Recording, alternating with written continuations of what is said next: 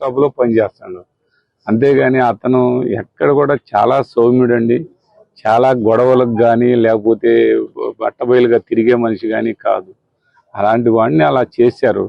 చేసిన దానికి నిజమైనటువంటి ఎవరైతే అది ప్రోత్సహించినటువంటి వాళ్ళు ఎవరు, అది చేసిన వాళ్ళు ఎవరు, దాన్ని చేపించినటువంటి వాళ్ళు ఎవరు, దానికి ఉన్నటువంటి మరి బ్యాక్ ఉన్నటువంటి వాళ్ళని మీరు తీసుకురాకపోతే ఇంకా వైరస్ లాగా ఇప్పుడు చెప్పాడు కదా, కొమ్మలు నరుగుతున్నాం తర్వాత మొదలు నరుగుతాం అని చెప్తున్నారు కదా. కొమ్మలు అంటే ఇంకా ఎంతమందిని నరకాలని? ఆ మొదలునే నరుకు, మమ్మల్నే నరకండి.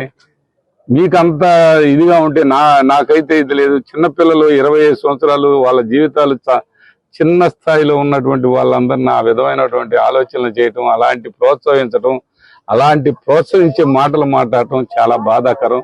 ఇప్పుడు ఎస్పీ గారికి కూడా అదే చెప్పాను, ఇది కరెక్ట్ కాదండి. గ్రామాల్లో పాలన ఆపి ఈ కొట్టటాలు మొదలు పెట్టారు, సంపటాలు మొదలు పెట్టారు. ఏటైనా ఆపండి. ఇది ఏంటండి, ఈ నరమేధం ఏంటండి?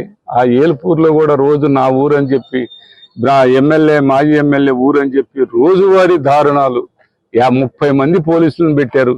ఎందుకండి పోలీసులు? అదే ఆ ఎమ్మెల్యే ఎందుకయ్యాడ గొడవ అని వాళ్ళ నాయకులకు ఒక్క మాట చెబితే ఈ గోల లేదు కదా. రోజు కొట్టడం, వైశ్యాసులను కొట్టడం, ముస్లింస్ని కొట్టడం, ఎస్సీలను కొట్టడం, ఎస్టీలను కొట్టడం, బీసీలను కొట్టడం, మైనార్టీలను కొట్టడం, ఇవన్నీ ఎందుకండి? మీరు హ్యాపీగా చేసుకోండి. నేను కూడా ప్రశాంతంగానే ఉండాలి. నేను కనీసం కూడా మాట్లాడట్లేదు. తప్పట్లా ఆ బాధలు వాళ్ళు ఏడుపులు అవన్నీ తప్పనిసరి మాట్లాడటం జరుగుతూ ఉంది. అంతేగాని మరొకటి కాదు. ఇప్పటికైనా మీ పాలన చేసుకోండి, మీ బ్రహ్మాండంగా చేయండి. మీరు అన్ని విధాలు బాగు చేయండి. వినకుండాని ఈ రాష్ట్రాన్ని అభివృద్ధి చేయండి. మేమేం కాదనలేదు, మేమేం మీకు అర్థం కాదు అని ఈ సందర్భంగా తెలియపరుచుకుంటూ ఒక్కసారి వాళ్ళ పేర్లు కాదండి, అదేనండి మా అబ్బాయి రషీద్ని చంపేశారు. ఇవాళకి 10 రోజుల పైన అయింది. అందుకని ఆఫీస్కి వచ్చాము ఆయన్ని అడగటానికి.